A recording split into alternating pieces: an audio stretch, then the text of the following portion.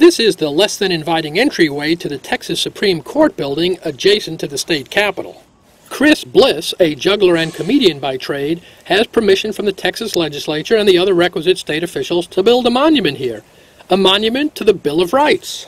There's no public money involved here, so now Bliss is counting on Bill of Rights fans to help him come up with the $4.1 million needed for the project. What I was really looking for was a common ground project that both the left and the right could embrace, and something to improve the national conversation, which has gotten so acidic.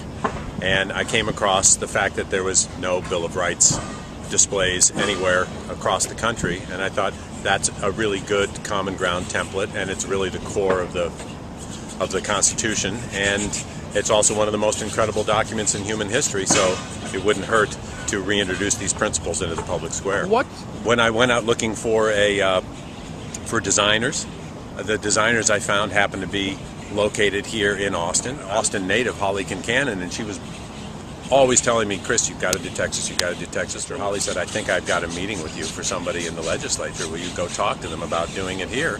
And it just came together. And that was one of the main things I wanted to accomplish as the designer is creating a transitional space between the Victorian era Capitol and the modern Supreme Court building.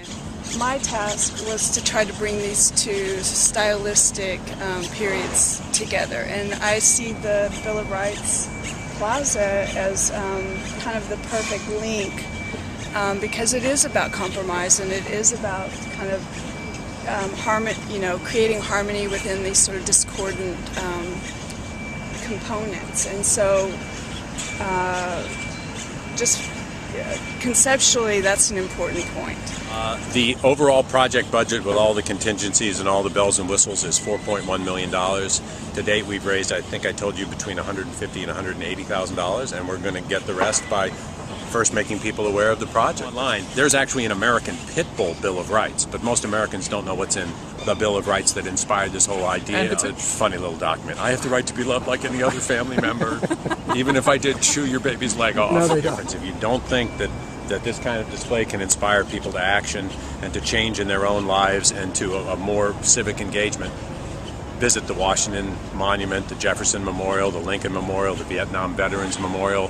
These kind of displays in public spaces do inspire, and the ideas themselves are at the core of all the progress this nation has been through since its founding and has given to the rest of the world. So.